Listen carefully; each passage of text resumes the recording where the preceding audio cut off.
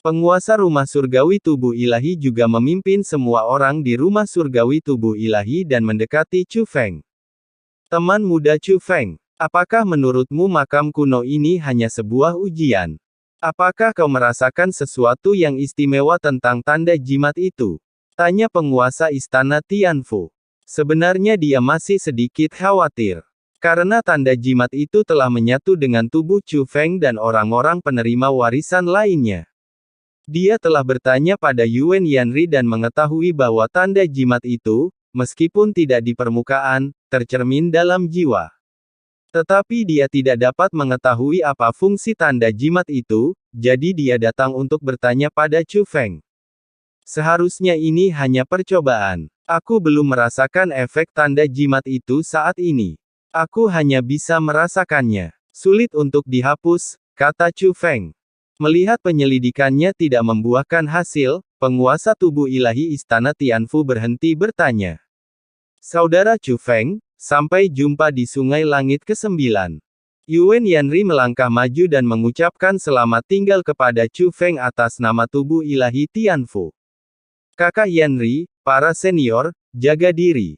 Chu Feng juga membalas salam.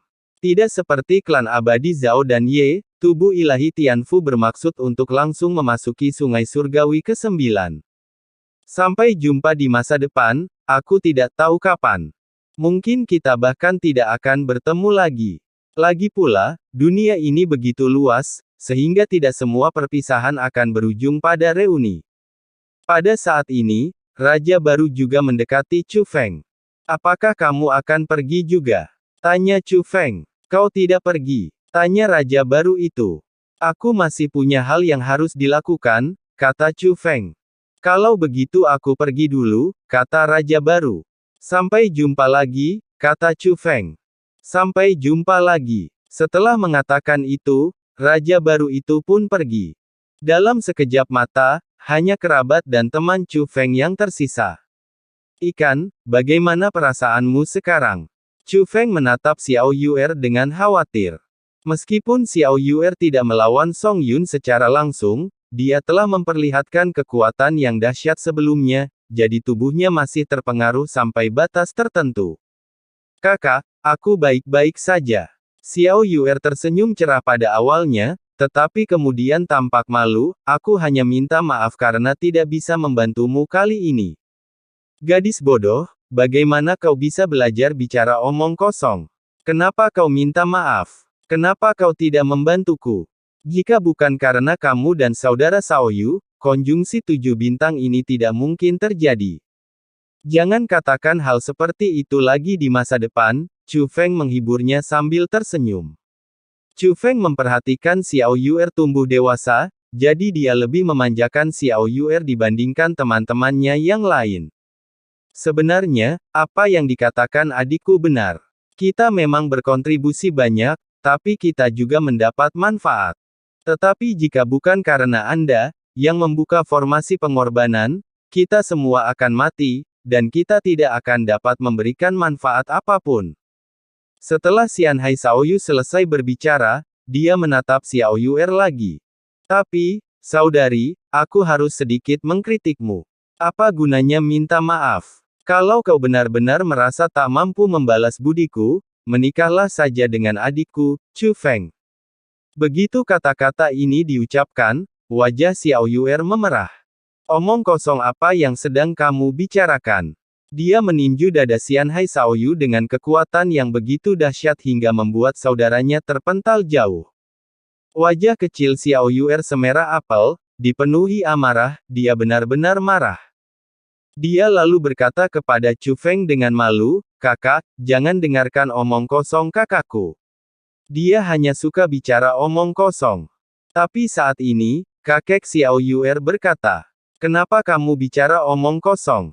Kurasa Xiaoyu benar. Oh, kakek, kenapa kakek ikut bersenang-senang? Xiao Yuer terdiam. Yuer, kakek sudah menjelaskannya hari ini. Aku hanya mengakui Chu Feng sebagai menantuku. Jika kau tidak menikah dengannya, aku tidak akan pernah bisa beristirahat dengan tenang. Kata kakek Xiao Yuer. Xiao Yuer tersipu, tetapi dia tidak punya pilihan selain datang kepada orang tuanya dan berkata, "Ayah, ibu, tolong jaga kakek. Itu kakekmu. Aku tidak bisa mengendalikannya. Dialah yang mengendalikanku," kata ayah Xiao Yuer. Ibu Xiao Yuer juga tertawa diam-diam. Pada saat ini, Xianhai Xiaoyu terbang kembali dan berkata, "Kakak, apakah kamu masih berpikir bahwa saudaraku Chu Feng tidak layak untukmu? Kukatakan padamu, saudaraku Chu Feng adalah penyelamat klan ikan Xianhai kita. Aku tidak punya cara untuk membalas kebaikanmu, jadi aku akan membalasnya dengan nyawaku sendiri. Jika kau tidak mau, aku akan menikahi saudara Chu Feng atas nama klan ikan Xianhai kita." Begitu kata-kata itu terucap, Xiao Yuer segera menunjukkan senjata ajaibnya, "Dasar saudara Bao, kau makin keterlaluan saja kalau terus bicara omong kosong. Oh, kakak Chu Feng menyelamatkanku. Kakakku cemburu dan ingin membunuhku untuk membungkamku." Xianhai Xiaoyu berteriak minta tolong, tetapi terbang menjauh dengan cepat. Xiao Yuer justru mengejarnya. Tidak ada yang menghentikan mereka, karena keluarga mereka telah lama terbiasa dengan kakak beradik ini. Tapi yang tidak mereka ketahui adalah bahwa pada saat ini di alam spiritual Chu Feng, Dandan juga tersenyum dan berkata, "Chu Feng, ratu ini menyetujui pernikahanmu dengan Yuer."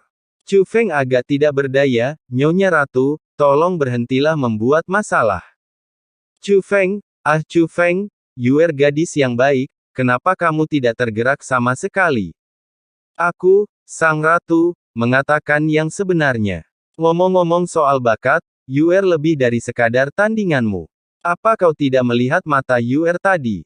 Tak hanya indah, auranya juga sangat kuat. Dilihat dari ratu ini, kartu trufnya mungkin tak lebih lemah dari garis keturunanmu yang kejam. Kalau kita kesampingkan bakat dan bicara soal penampilan, ada perbedaan besar antara kamu dan Yuer. Kamu cuma kodok yang mencoba makan daging angsa," kata Dandan. "Kenapa kamu malah menyerang pribadi saat bicara? Apa aku seburuk itu?" tanya Chu Feng tanpa daya. "Kamu tidak jelek, itu karena ikannya sangat cantik. Dibandingkan dengan itu, kau terlihat seperti kodok." Dandan menertawakan dirinya sendiri setelah mengatakan itu. "Ratuku tersayang, cepatlah sembuhkan lukamu." Chu Feng tak punya pilihan selain mengganti topik pembicaraan. Dandan tidak berkata apa-apa lagi. Lagi pula, lukanya belum sembuh. "Saudara Chu Feng, kemana kita akan pergi selanjutnya?" Bai Yunxing mendekati Chu Feng. Dia tidak berniat pergi. Kemanapun Chu Feng pergi, dia akan mengikutinya. Setelah itu, Chu Feng juga menceritakan rencananya. Meskipun nyawa klan Dewa Roh terselamatkan, mereka masih sangat lemah dan tertidur lelap. Akan sangat sulit untuk pulih seperti sebelumnya. Meskipun Bai Yunxing mewarisi warisan Dewa Medis, dia tidak berdaya, dan kemampuan Chu Feng juga terbatas. Dia berencana untuk membawa klan Lingshen menemui klan Lingshen untuk melihat apakah klan Lingshen punya cara untuk menyembuhkan mereka. Namun, Chu Feng merasa bahwa membawa orang menemui Dewa Roh bukanlah ide bagus, jadi dia meminta Bai Yunxing dan klan ikan Xianhai untuk kembali ke klan Naga Totem terlebih dahulu dan bersatu kembali dengan orang-orang mereka. Semua orang menuruti kata-kata Chu Feng dan terbagi menjadi dua kelompok. Xiao Yuer dan yang lainnya pergi ke klan Naga Totem, sementara Chu Feng pergi mencari Dewa Roh sendirian. Namun, mereka semua meninggalkan cara untuk saling berkomunikasi. Jika Chu Feng membutuhkan bantuan mereka, dia akan langsung memberitahu mereka. Pada saat yang sama, di langit berbintang tempat makam kuno itu berada, makam kuno itu masih ada. Namun, jauh di dalam makam kuno, di ruang yang sebelumnya telah dibelah Chu Xuan Yuan, ada dunia spasial lain yang tersembunyi. Itu adalah langit berbintang yang lain, tetapi bintang-bintang di sini tidak semati bintang-bintang di makam-makam kuno. Langit penuh dengan bintang, bersinar terang, yang agak mirip dengan pemandangan galaksi ke-9. Tiba-tiba, suara yang sangat dalam terdengar, yang dapat didengar di seluruh langit berbintang. Pemuda bernama Chu Xuan Yuan itu benar-benar tidak menyadari keterbatasannya sendiri. Seharusnya aku mengirim raja ini lebih awal untuk memberinya pelajaran. Itu suara seorang laki-laki, seakan-akan itu bukan suara manusia, tetapi lebih menyerupai langit berbintang, yang mengandung kekuatan tak terbatas. Namun kemudian, suara tua lain terdengar di langit berbintang ini, juga menyelimuti langit berbintang. Meski sudah tua, suaranya lebih keras daripada suara lelaki tadi. Itu ayah pewarisku, kenapa kau tidak mencoba menyentuhnya? Suara lelaki itu terdengar lagi, mengapa siku Anda ditekuk keluar? Aku tidak terlalu peduli padamu. Aku hanya tahu dia ayah dari pewarisku. Kau tidak boleh menyentuhnya, kata suara keras itu. Baiklah, baiklah, semuanya sudah pergi. Apa yang kalian perdebatkan? Jika aku benar-benar ingin menemukannya, aku harus memasuki sungai surgawi ke-9. Pada saat ini, terdengar suara wanita. Jika Chu Feng dan yang lainnya ada di sana, mereka akan mendapati suara kedua orang yang disebutkan di atas sangat asing. Namun suara wanita itu akan terasa familiar. Itu adalah suara peri hantu. Chu Feng saat ini sedang duduk bersila, terbang cepat menembus langit berbintang. Meskipun kecepatan transmisi tanah rahasia 9 surga sangat cepat, Chu Feng perlu mencapai gerbang transmisi tanah rahasia 9 surga terlebih dahulu. Alasan mengapa kecepatan Chu Feng saat ini jauh lebih cepat dari sebelumnya adalah karena kendaraan yang dikendarai Chu Feng. Pedang itu panjangnya 10 meter. Saat diaktifkan, guntur akan muncul dari segala arah, makanya dinamakan Benlei. Pedang petir ini bukan senjata, melainkan harta karun yang khusus digunakan untuk bepergian. Ini adalah benda kuno. Chu Feng menemukannya di tas Qiankun milik kepala istana dari Istana Suci Pedang Surgawi. Tentu saja, selain pedang petir yang membantunya dalam perjalanannya, Chu Feng juga memperoleh banyak harta karun, di antaranya sumber daya untuk kultivasi adalah yang paling sedikit. Saya kira semua sumber daya yang baik telah digunakan oleh Tianjian Chanhua dan lainnya. Namun, menurut Chu Feng, itu sudah cukup baginya untuk menerobos ke tingkat pertama. Pada saat ini, Chu Feng telah mengintegrasikan semua sumber daya kultivasi dan dapat memurnikannya secara langsung, tetapi dia belum memulainya. Pikiran Chu Feng belum sepenuhnya muncul dari makam kuno. Meski belum lama kami memasuki makam kuno itu, banyak sekali hal yang terjadi di sana. Makam-makam kuno itu jelas sengaja memikat semua orang ke sini. Apakah tujuan mereka sebenarnya hanya agar kita mewarisi warisan? Lalu apa yang dialami Wang Qiang? Mengapa ada perubahan besar seperti itu? Chu Feng tampak tenggelam dalam pikirannya. Meskipun Wang Qiang dengan jelas menyatakan bahwa gerbang menuju surga yang dapat dibuka dengan menggunakan formasi pengorbanan untuk memurnikan orang-orang di makam kuno akan menjadi yang terkuat. Namun menurut pemahamannya terhadap Wang Qiang, meskipun Wang Qiang agak kejam dalam banyak kasus, dia tidak akan benar-benar menggunakan nyawa orang yang tidak bersalah sebagai batu loncatan untuk dirinya sendiri. Chu Feng merasa bahwa Wang Qiang pasti telah mengalami sesuatu di makam kuno. Mungkinkah Wang Qiang bertemu dengan orang yang mewarisi warisannya? Api jahat Daozu, hanya mendengar namanya saja, dia tidak terdengar seperti orang baik. Chu Feng merasa bahwa karena peri hantu benar-benar ada, pemilik batu nisan lainnya kemungkinan masih hidup. Warisan yang diterima Yuan Yanri berasal dari penguasa Fentian. Warisan yang diterima Bai Yunxing berasal dari orang suci medis Xuanzhen. Warisan yang diperoleh Xiao Yuer dan Xian Hai Shaoyu berasal dari Dewa Suci Yuhai. Warisan yang diperoleh Song Yun dan Raja Baru berasal dari Dewa Surgawi Penekan Iblis. Warisan yang diperoleh Peri Miao Miao berasal dari Peri Hantu. Warisan yang diterima Wang Qiang berasal dari leluhur Tao Xieyan. Chu Feng, di sisi lain, berasal dari leluhur Dao Guntur dan Api. Meskipun makam kuno itu besar, Chu Feng merasa bahwa setiap warisan yang mereka peroleh tidaklah sederhana. Karena itu, Chu Feng merasa bahwa tanda jimat yang terintegrasi ke dalam jiwa mereka mungkin juga memiliki arti. Namun kini, dia masih tidak dapat melihatnya. Itu saja. Setelah memikirkannya, Saya masih belum dapat menemukan alasan spesifiknya. Sebaliknya, saya menyadari kebenaran lain. Para seniman bela diri ini seperti kapal yang berlayar di sungai, dan mereka biasanya dapat menentukan arah pelayaran mereka. Namun saat mereka menghadapi angin kencang dan ombak, mereka akan hanyut mengikuti arus atau kapal mereka akan hancur dan mereka akan mati. Makam kuno seperti badai semacam ini. Dunia seni bela diri selalu seperti ini, makhluk yang cukup kuat dapat memengaruhi arahan yang lemah. Jika Anda ingin terbebas dari kendali tak kasat mata ini, Anda harus melampaui mereka, atau setidaknya memiliki kemampuan untuk melawan mereka. Jadi, Chu Feng berhenti memikirkannya dan mulai berlatih. Pada saat yang sama, suara kuat itu masih bergema di langit berbintang jauh di dalam makam kuno. Namun selain peri hantu dan 2 orang di depan, ada 4 suara lagi. Saya tidak tahu apakah itu suatu kebetulan, tetapi itu sesuai dengan jumlah 7 planet yang berurutan. Namun, pembicaraan mereka sekarang bukan lagi tentang Chu Xuanyuan, melainkan tentang Jie Mubai.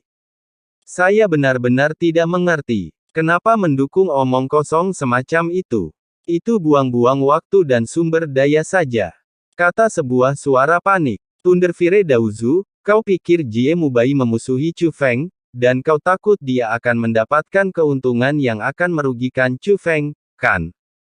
Kata peri hantu, langsung mengungkap identitas pihak lain. Ternyata suara keras itu milik Master Tao Lei Huo. Aku tidak khawatir tentang itu. Sampah seperti dia tidak berguna. Mustahil baginya untuk menjadi ancaman bagi Chu Feng.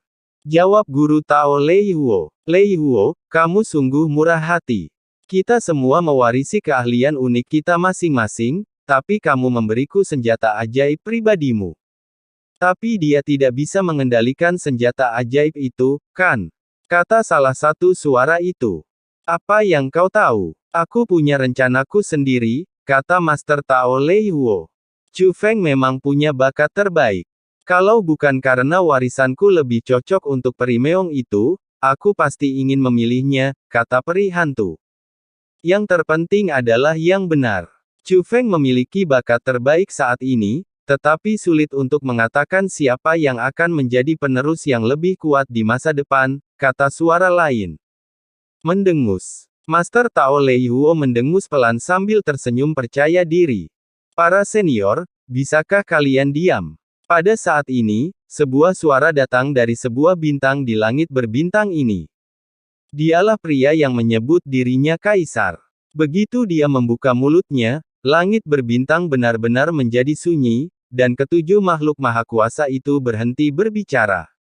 Setelah ketujuh orang ini diam, seolah-olah mereka tidak ada sama sekali, dan tidak ada jejak mereka yang dapat ditemukan. Namun, pria yang menyebut dirinya kaisar mampu menemukan posisinya melalui suara. Di antara bintang-bintang, ada istana megah, yang dipenuhi dengan kekuatan formasi. Namun secara keseluruhan, aula ini lebih tampak seperti altar. Di tengah altar, ada seseorang yang terbaring, Jie Mubai.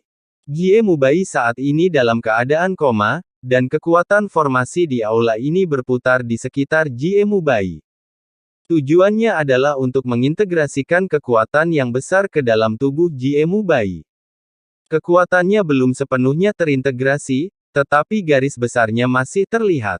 Itu adalah makhluk humanoid yang dipanggil Jie Mubai sebelumnya. Makhluk humanoid itu saat ini berada dalam keadaan virtual, tetapi tubuhnya lebih besar dan kekuatan yang dipancarkannya lebih mengerikan. Mengentalkan. Tiba-tiba, suara laki-laki yang menyebut dirinya kaisar terdengar. Kekuatan formasi seni bela diri langsung berlipat ganda, dan makhluk humanoid itu sepenuhnya terintegrasi ke dalam tubuh Jie Mubai. Pada saat ini, Jie Mubai juga membuka matanya. Aku tidak mati. Reaksi pertama Jie Mubai adalah ketakutan. Ia ingat betul bahwa ia ditelan oleh monster yang dipanggil Song Yun. Saat itu, ia merasakan napas kematian dan kemudian kehilangan kesadaran. Lebih dari mati, rasakan tubuhmu. Suara laki-laki yang menyebut dirinya kaisar terdengar. Melihat ini, Jie Mubai juga mengerti bahwa pastilah keberadaan misterius inilah yang menyelamatkannya. Setelah mengikuti instruksi pria yang menyebut dirinya kaisar dan merasakan kondisi fisiknya sendiri, Jie Mubai langsung sangat gembira. Menurutnya, kekuatan yang dimilikinya sekarang sudah cukup untuk menyatukan dunia bela diri yang luas ini. Bahkan di Istana Suci Tujuh Alam, dia pasti memiliki keputusan akhir. Meskipun jiwa harus dikorbankan, kekuatan ini pasti sepadan. Terima kasih, Tuan. Jie Mubai segera berdiri dan bersujud ke arah datangnya suara itu.